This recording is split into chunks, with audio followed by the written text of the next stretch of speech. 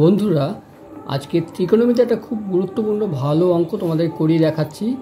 অঙ্কটা বলেছে tan two the power 4 theta plus tan square equal to 1। তোমাকে দেখাতে হবে cos two the power 4 theta plus cos square theta equal to 1। এটা করার জন্য আমাদের যে তথ্যটা দেওয়া আছে, অর্থাৎ tan two the power 4 theta plus tan square theta equal to 1, এটা আমরা লিখে নিলাম।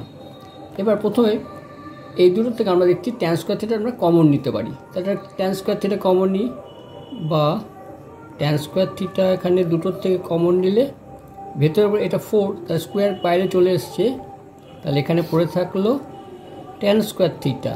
আর এটা একই জিনিস কমন নিয়েছি, তাহলে এখানে 1 পড়ে থাকলো equal to 1।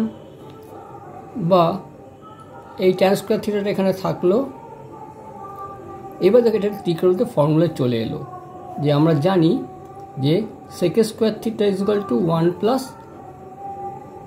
tan square theta হয়ে থাকে, সেটা এখানে বসিয়ে দিল into sec square theta equal to 1 পেয়ে গেলাম।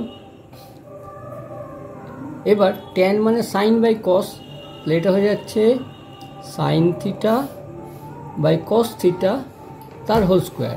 আর sec থিটা মানে 1 বাই কস স্কোয়ার থিটা, তাহলে 1 by cos square theta equal to 1। বা sine square theta by cos square theta into 1 by cos square theta equal to 1। বা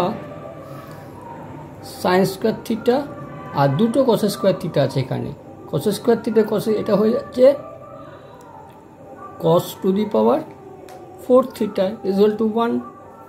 তাহলে আমরা কি জানি, কোনাকুনি গুণ করে sine square theta equal to cos to the power 4 theta, এটা আমরা বের করে রাখলাম। এবার আমাদের যেটা প্রমাণ করতে হবে সেটা লিখব বাম পক্ষ। তাহলে এখন বাম পক্ষ